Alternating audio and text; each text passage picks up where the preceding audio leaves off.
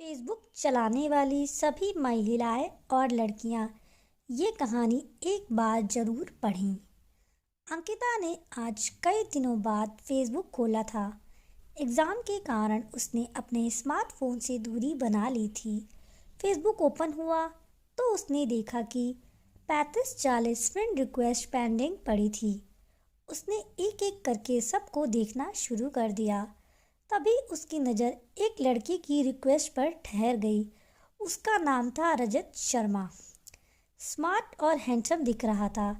DP में अंकिता ने जिज्ञासावश उसके बारे में पता करने के लिए उसकी प्रोफाइल खोल कर देखी तो वहाँ पर उसने एक से बढ़कर एक रोमांटिक शेरो शायरियाँ और कविताएं पोस्ट की हुई थीं। उन्हें पढ़कर वो इम्प्रेस हुई, बिना रह नहीं पाई और फिर उसने रजत की रिक्वेस्ट एक्सेप्ट कर ली। कुछ ही देर हुई होगी उसकी रिक्वेस्ट एक्सेप्ट किए हुए कि उसके मैसेंजर में नोटिफिकेशन आ गया। उसने चेक करा तो वो रजत का मैसेज था। उसने उसे खोल कर देखा तो उसमें रजत ने लिखा था, थैंक यू वेरी मच। वो समझ तो गई थी कि वो क्यों थैंक्स कह रहा है, फिर भी उसने मज़े लेने के लिए उसका रिप्लाई करा, थैंक्स किस लिए।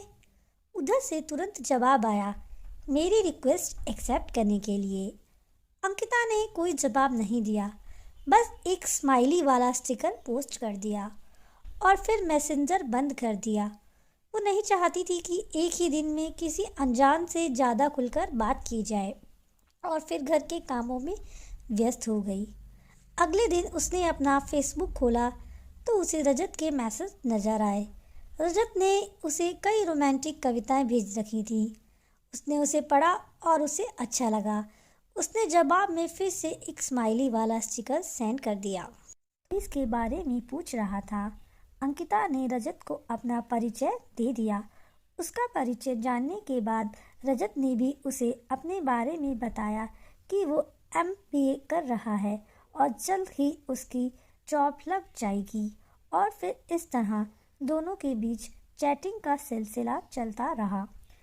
अंकिता की रजत से दोस्ती हुए अब 1.5 महीना हो चुका था। अंकिता को जब उससे मैसेज का इंतज़ार रहने लगा था। जिस दिन उसकी रजत से बात नहीं हो पाती थी तो उसे लगता था जैसे कुछ अधूरापन सा है। रजत उसकी ज़िंदगी की आदत बनता जा रहा था। आज रात फिर अंकिता रजत से चैटिंग कर रही थी। इधर उधर की बातें होने के बाद रजत ने अंकिता से कहा, यार हम कब तक यूं ही फेसबुक पर बातें करते रहेंगे। यार मैं तुमसे मिलना चाहता हूँ, प्लीज़ कल मिलने का प्रोग्राम बनाओ ना। अंकिता खुद भी उससे मिलना चाहती थी और एक तरह से उसने उसके दिल की बात कह दी थी, लेकिन पता नहीं क्यों वो उससे मिलने से डर रही थी। शायद अनजान होने का डर था वो। अंकिता ने यही बात रजत से कह दी। अरे यार, इसीलिए तो कह रहा हूँ, हमें मिलना चाहिए। जब तक मिलेंगे नहीं एक दूसरे को जानेंगे कैसे। रजत ने उसे समझाते हुए मिलने की जिद की। अच्छा ठीक है, बोलो कहाँ मिलना है, लेकिन मैं ज़्यादा देर तक नहीं रुकूंगी। वहाँ अंकिता ने बड़ी मुश्किल से हाँ की। ठीक है, तुम जितनी देर रुकना चाहो रुक जाना। रजत ने अपनी खुशी छिपाते हुए उसे थैंक यू कहा और फिर वो अंकिता को उस जगह के बारे में बताने लगा जहाँ उसे आना था। अगले दिन शाम 5 बजे शहर के कोने में एक सुनसान जगह पर एक पार्क, जहाँ पर सिर्फ प्रेमी जोड़े ही जाना पसंद करते थे। शायद एकांत होने के कारण रजत ने अंकिता को वहीं मिलने पर बुलाया था। थोड़ी देर बाद ही अंकिता वहां पहुंची। रजत उसे पार्क के बाहर गेट के पास अपनी कार से पीठ लगा के खड़ा हुआ नजर आ गया। पहली बार उसे सामने से देखकर वो उसे बस देखती ही रह गई।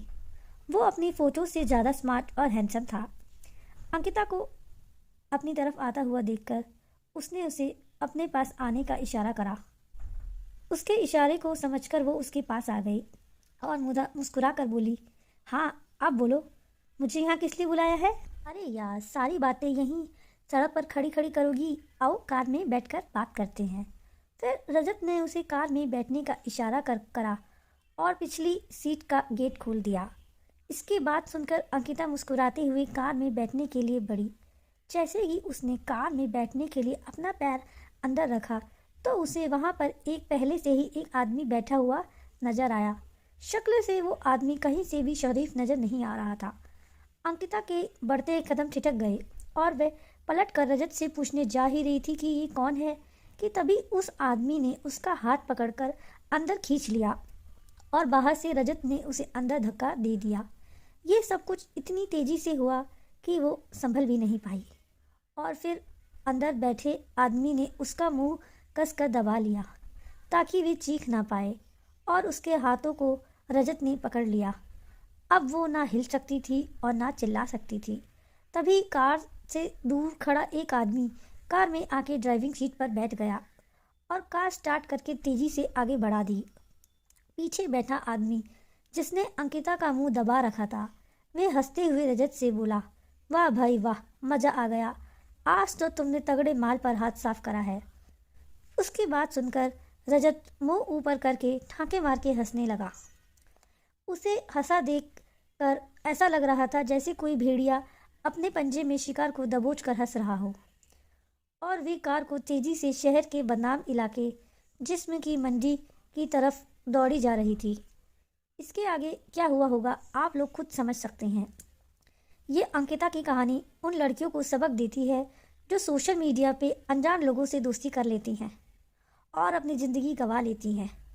कृपया सावधान रहें और सतर्क रहें।